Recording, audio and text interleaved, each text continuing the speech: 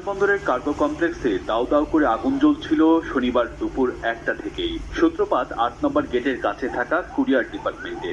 সরকারি ছুটি থাকায় লোক সমাগম ছিল কম, যার কারণে উৎপত্তি স্থলেই আগুন নিয়ন্ত্রণ সম্ভব হয়নি। মূলত পোশাক শিল্প সংক্রান্ত কাঁচামাল, রং, ওষুধ, মোবাইল ফোন, শিল্পে ব্যবহৃত যন্ত্রপাতি সহ বিভিন্ন দেশ থেকে আমদানিকৃত পণ্য কাস্টমস ক্লিয়ারেন্সের আগে এখানেই গুদামজাত হয়, যার পরিব্যাপ্তি আনুমানিক 1 কিলোমিটার অব্দি। বাংলাদেশের অন্যতম বড় আমদানি কার্গো ভিলেজ। এখানে 1 টাকা বা 2 টাকা না, হাজার হাজার লক্ষ কোটি টাকার সম্পদ। বাংলাদেশের এমন কোনো প্রতিষ্ঠান, এমন কোনো শিল্প প্রতিষ্ঠান নাই যে প্রতিষ্ঠান এখানকার এই আগুনের জন্য ক্ষতিগ্রস্ত হয়নি। আর বাংলাদেশের মধ্যে এত বড় কার্গো ইম্পোর্ট সেকশন আর কোনো জায়গায় নেই, একমাত্র সিপোর্ট চিটাগং ব্যতীত। ফলে ক্ষয়ক্ষতি যে নেহাত কম নয় সেটি নিশ্চিত।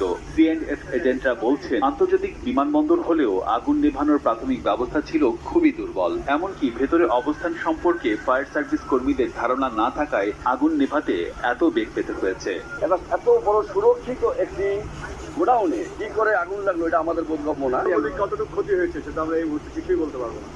এটা একটা হিউজ ব্যাপার, তবে বিশাল ধরনের একটা ক্ষতি হয়ে গেল আমাদের জন্য বিশাল একটা ক্ষতি। এবং শুধু তো তাই না, এটা তো মেনে আগামী 15 দিন তো কোনো কাজই হবে না। কার্গো ভিলেজে যেসব ব্যবসায়ীদের আমদানি পণ্য রয়েছে তাদের হাহাকার ছিল চোখে পড়ার মতো। কেউ কেউ বলেছেন এই ক্ষতি বহু ব্যবসায়ীকে নিঃস্ব করে দিবে।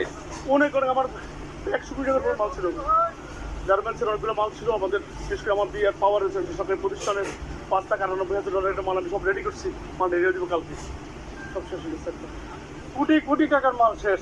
এটা কি পরিমাণ আমদানিকারক, একেবারে অনেক আমদানিকারক আছে, কি হয়ে যাবে, ক্ষতি হয়ে যাবে।